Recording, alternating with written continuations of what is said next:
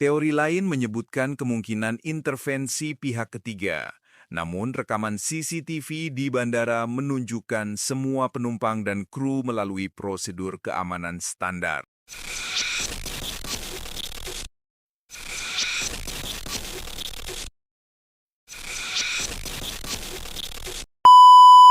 Selamat datang di Cerita RDH. Malam ini, kita memasuki misteri yang mengguncangkan dunia. Hilangnya Malaysia Airlines MH370. Sebuah pesawat modern, cuaca baik, dan rute rutin. Namun, menghilang begitu saja. Tanpa sinyal darurat, tanpa jejak jelas. Selama 20 bagian ke depan, kita akan menelusuri data, kronologi, dan teori resmi yang menciptakan misteri paling rumit dalam dunia penerbangan. Ini adalah kisah yang menuntut ketenangan dan pikiran yang terbuka.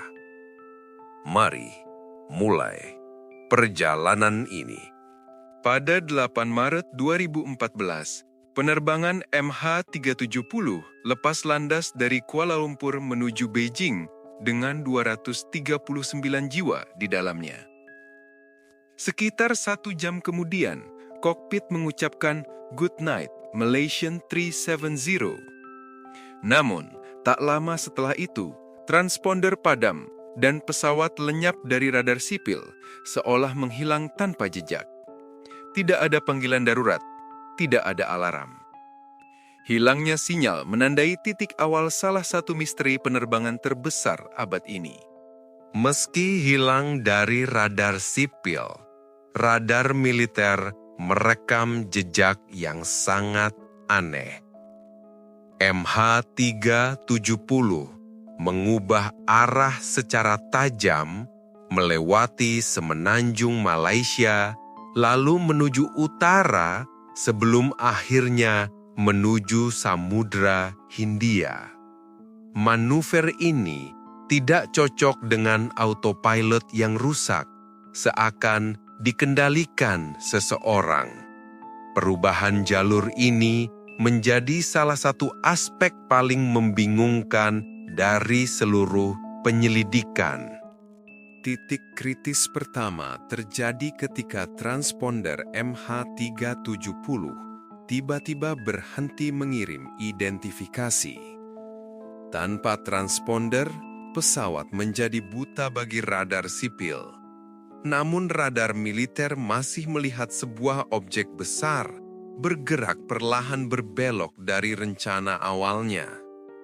Heningnya transponder ini bukan sekadar gangguan teknis, karena tombolnya harus diputar manual. Ini membuat penyelidik mempertanyakan apakah ada keputusan sengaja di balik perubahan mendadak tersebut. Data radar militer menunjukkan jalur MH370 membuat belokan besar kembali ke Malaysia. Pesawat terbang melintasi area padat penduduk, namun tidak membuat panggilan darurat apapun. Jalurnya kacau, naik turun, kadang terlalu cepat, kadang stabil. Untuk para penyelidik, pola ini terlihat seperti seseorang di kokpit sedang mengendalikan pesawat secara manual. Namun siapa? Dan mengapa? Jawabannya masih tertutup rapat oleh malam itu. Setelah ucapan terakhir pilot, "Good night Malaysian 370", seluruh komunikasi radio dari MH370 terputus total. Tidak ada permintaan bantuan, tidak ada laporan kerusakan, dan tidak ada tanda bahwa para kru menyadari masalah apapun. Sunyi yang muncul tiba-tiba ini membuat penyelidik bingung. Dalam penerbangan komersial, kehilangan radio dan transponder bersamaan merupakan situasi yang sangat jarang terjadi. Apakah ini kegagalan sistem besar atau sesuatu yang disengaja? Ketika semua radar kehilangan MH370, satu-satunya jejak datang dari satelit Inmarsat. Pesawat memberikan 7 ping otomatis, semacam denyut elektronik yang tidak berisi lokasi, namun cukup untuk menghitung jarak. Dari sinilah terbentuk dua jalur besar, koridor utara dan selatan. Ping terakhir menunjukkan pesawat terbang hingga kehabisan bahan bakar. Data teknis inilah yang menjadi dasar pencarian besar-besaran di Samudra Hindia. Analisis satelit menghasilkan dua jalur, satu menuju Asia Tengah dan satu lagi menuju Samudra Hindia. Namun hanya satu yang dianggap mungkin. Jalur utara melintasi beberapa negara dengan sistem radar militer ketat. Tidak satu pun negara melaporkan ada pesawat mencurigakan lewat malam itu. Karena itulah, penyelidik mengarahkan fokus ke jalur selatan, rute sunyi menuju lautan terpencil. Dari pola ping terakhir, para ahli menghitung bahwa MH370 kemungkinan jatuh di area lengkung yang disebut Seventh Arc.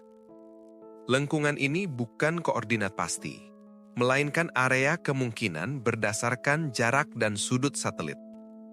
Namun daerah itu sangat luas, terpencil, dan berada di salah satu perairan paling ganas di dunia.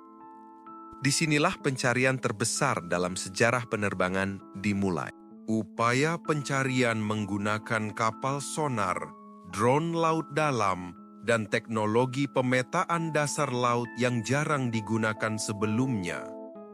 Area pencarian mencapai lebih dari 100.000 kilometer persegi. Namun, medan laut di sana sangat sulit. Jurang curam, gunung bawah air, dan arus kuat. Meski begitu, tim internasional tetap memetakan setiap jengkal wilayah itu. Hasilnya mengejutkan. Tidak ada puing utama ditemukan. Pada tahun 2015, sebuah potongan besar ditemukan di Pulau Reunion. Benda itu adalah flaperon, bagian dari sayap pesawat Boeing 777. Setelah diuji, para ahli menyimpulkan bahwa bagian itu berasal dari MH370. Temuan ini memperkuat dugaan bahwa pesawat memang jatuh di Samudra Hindia bagian selatan. Namun, potongan itu tidak menjawab bagaimana pesawat bisa sampai ke sana. Misterinya tetap membesar. Ketika potongan MH370 mulai ditemukan di Afrika Timur, para ahli memperhatikan satu hal penting. Arus laut di Samudra Hindia sangat kuat dan tidak beraturan. Arus ini bisa membawa puing dari titik kecelakaan hingga ribuan kilometer jauhnya. Namun, arah penyebaran puing justru mendukung analisis satelit bahwa pesawat jatuh jauh di selatan. Sebuah petunjuk kecil namun sangat berarti dalam kasus yang penuh misteri ini. Salah satu misteri terbesar adalah siapa yang mengendalikan MH370 setelah kontak terputus. Pola penerbangan yang berbelok tajam menunjukkan kendali manual, tetapi tidak ada bukti bahwa para kru mengalami gangguan serius. Kondisi kabin tetap normal sebelum hilang. Pertanyaan ini membuat penyelidikan semakin rumit, karena tanpa rekaman kokpit, motivasi apapun hanya menjadi dugaan.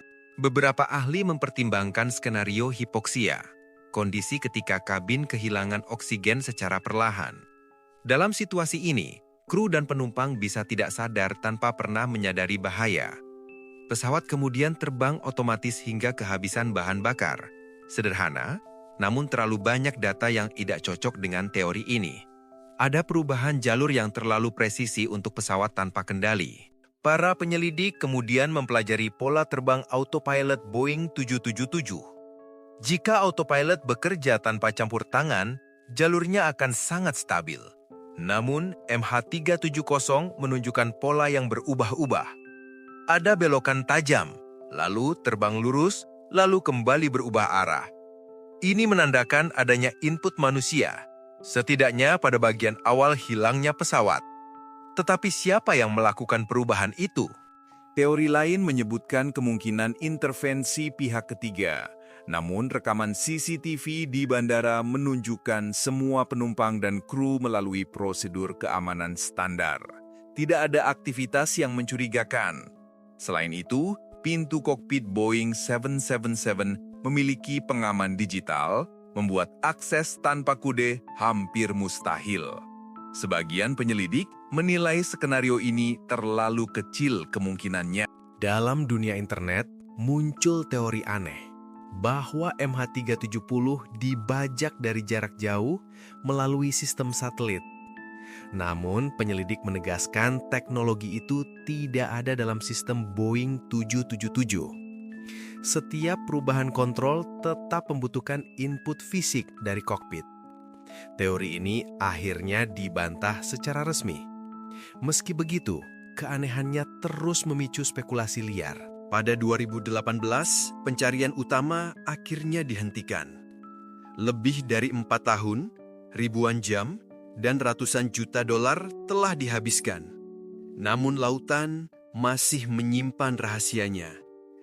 Tidak ada badan pesawat, tidak ada kotak hitam, dan tidak ada lokasi pasti.